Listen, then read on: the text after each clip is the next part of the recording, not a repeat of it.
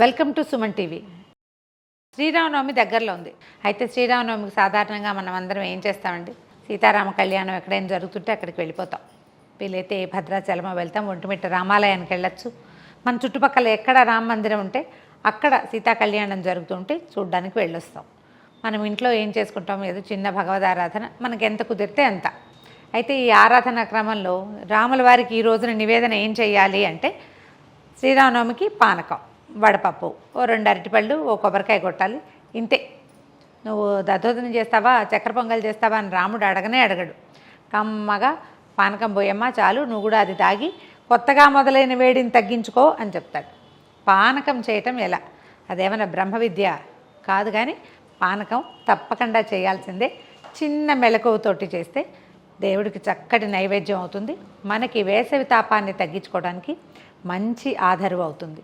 ఈ పానకాన్ని మనం ఒక రాముల వారికి కాకుండా అమ్మవారికి నివేదనగా పెట్టుకోవచ్చు. ఎట్లా మన ఖడ్గమాల అలాంటివి చేసామనుకోండి, లలితా సహస్రనామం చేసుకున్నప్పుడు, శుక్రవారాలు ఖడ్గమాల చేసుకున్నప్పుడు, సాయంకాలం ఎప్పుడైనా అమ్మవారి పారాయణ చేసినప్పుడు నివేదన చేసుకోవచ్చు. దాంతోపాటుగా ఆంజనేయ స్వామికి మనం ఏ ఆరాధన చేసినా కూడా పానకం పెడితే చాలా మంచిదట, ఆయనకు చాలా ఇష్టం అని చెప్తారు. ఈ 2 సందర్భాల్లోనూ కూడా మనం చేయొచ్చు. అయితే పానకానికి చాలామంది ఏం చేస్తాము, బెల్లము, తర్వాత మిరియాలు, ఏలక్కాయలు వేస్తాం కదా. సొంఠి వేయటం కూడా కొన్ని ప్రాంతాల్లో ఆచారంగా కనిపిస్తుంది. చిన్న బెల్లం ముక్క తరగటం, ఎంత చేసుకుంటే అంత. అయితే ప్రసాద వినిమయం ఎంత చేస్తే అంత మంచిదట. ఈ సీజన్లో అంటే ఈ చైత్రమాసంలో ఈ బెల్లాన్ని చక్కగా తరిగి చక్కగా పానకం కలిపి ఎవరికైనా సాయంకాలం పూట తాగటానికి ఇస్తే విశేషమైన ఫలితం లభిస్తుంది. పూర్వజన్మలో ఎవరికైనా మంచినీళ్ళు ఇవ్వని పాపం ఉందనుకోండి, మనకి ఆ పాపం పోతుంది. ఈ చైత్ర వైశాఖ మాసాల్లో కనుక మనం పానక నివేదన చేసి ఎవరికైనా వినిమయం చేస్తే, కాబట్టి మన ఇంటికి ఎవరైనా గెస్ట్ వస్తే తాగడానికి ఏమి ఇవ్వడానికి లేదనుకోండి, చక్కగా పానకం కలిపి ఇచ్చేయండి. అందులో ఫ్యూ డ్రాప్స్ ఆఫ్ నిమ్మరసం వేయండి. అసలు అది పానకం అని కూడా కనిపెట్టలేరు, ఏదో చెరుకు రసం లాగా ఉంటుంది. ఎంత బాగుంటుందో.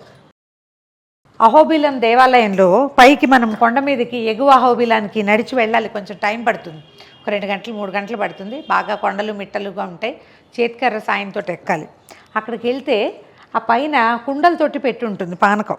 ఆ పానకంలో వాళ్ళు నిమ్మరసం వేస్తారు, చెంచులు కలిపి పెడతారట ప్రతిరోజు స్వామికి నివేదన. అహోబిలం వెళ్ళిన వాళ్ళకి ఈ సంగతి జ్ఞాపకం ఉంటుంటుంది. దాన్ని గుర్తు చేసుకుంటూ మన ఇంటికి వచ్చిన గెస్ట్లకి చక్కగా పానకం కలిపి ఇచ్చేయండి. చూద్దాం ఎలా చేయాలో. బెల్లంలో కొంచెం మట్టి ఉంటుంది కదా, అడుగు నుండిపోతుంది, అంత ఇబ్బంది ఏం లేదు. లాస్ట్ ఇయర్ కుండ కనుక ఉంటే పాత కుండ, అందులో పొద్దున్నే కలిపెడితే సాయంకాలం గెస్ట్లకి ఇవ్వడానికి కూడా పానకం పనిచేస్తుందండి. చాలా బాగుంటుంది, చల్లగా అవుతుంది, మంచి రుచిగా ఉంటుంది. సన్నగా తరిగిన బెల్లాన్ని ఏదైనా ఒక పాత్రలోకి ట్రాన్స్ఫర్ చేయండి. మీరు ఎందులో పానకం కలుపుకోగలిగితే అందులో నీళ్ళు పోసేద్దాము.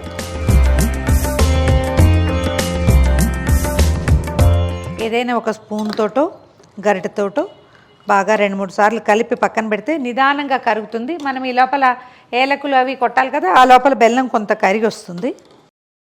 ఈ బకెట్ కొలత కనిపిస్తోంది కదా, ఈ కొలత పానకానికి ఒక 15-20 మిరియాలు, తర్వాత ఒక 4-5 ఏలక్కాయలు. ప్రసాదాల్లో ఏలకులు వేసేటప్పుడు ఈ తొక్కు ఒలిచి వేయండి, ఎందుకంటే మనం ప్రసాదం చేతిలో పెట్టించుకుంటాం లేదా పానకం నోట్లో పోసుకుంటాం. ఏలక్కాయ గొంతుకడ్డం పడుతుంది, లేదా నవలాల్సి వస్తుంది, ఉమ్మేయాల్సి వస్తుంది.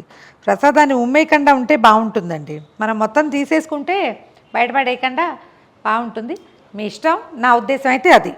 మెత్తగా దంచేసిన ఈ సొంటి, ఏలకులు, మిరియాల పొడిని దీంట్లో పానకంలో కలిపేసేయండి. పానకాన్ని ఏంటంటే కొంచెం వడపోసుకుంటే మంచిదండి. ఈ రోజుల్లో బెల్లాలని మనం నమ్మలేకుండా ఉన్నాము. ఒకసారి వడపోస్తే సేఫ్ సైడు, గడ్డి గాదం లేకుండా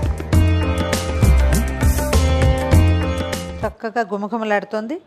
ఇలా పానకం చేసుకోవటం, చక్కగా దేవుడికి నివేదన చేసేయటం, పొద్దున పూట ప్రసాదంగా అందరికీ ఇచ్చేయటం. ఒకవేళ మనకు సాయంకాలం కావాలంటే దీంట్లో ఫ్యూ డ్రాప్స్ ఆఫ్ నిమ్మరసం వేస్తే కనుక గెస్ట్లకి సర్వ్ చేయడానికి కూడా పానకం చాలా మంచిది.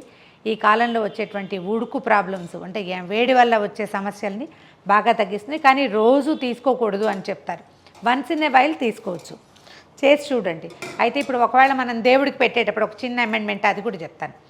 అమ్మవారికి నివేదన చేసేటప్పుడు పొద్దునపూట ఇంత సమయం ఉండదు, బెల్లం కరగ తీసుకోవడానికి సమయం ఉండదు, గబుక్కుని చేసుకోవాలంటే నా దగ్గర ఒక ఈజీ మెథడ్ ఉంటుంది. ఏలకులు, మిరియాలు, తర్వాత ఆ మాత్రం పటిక బెల్లం చక్కగా గ్రైండ్ చేసేసేయండి. తెల్లగా మెత్తటి పొడి వచ్చేస్తుంది. డబ్బాలో పోసి పెట్టుకోండి. ఏ రోజైనా పొద్దున్న గబుక్కుని ఖడ్గమాలు చదువుకుంటున్నామంటే ఆ డబ్బాలోంచి 2 స్పూన్లు ఒక వేడి మంచి గ్లాస్లో వేసి మంచినీళ్ళు పోసేస్తే నిమిషంలో కరిగిపోతుంది. అది చటుక్కని నివేదన చేసుకోవచ్చు. Easy method. అయితే పటిక బెల్లపు పానకం కూడా అమ్మవారికి చాలా ప్రీతట, చలవ చేస్తుందంటారు. అలా కూడా ట్రై చేయొచ్చు. చేసి చూడండి.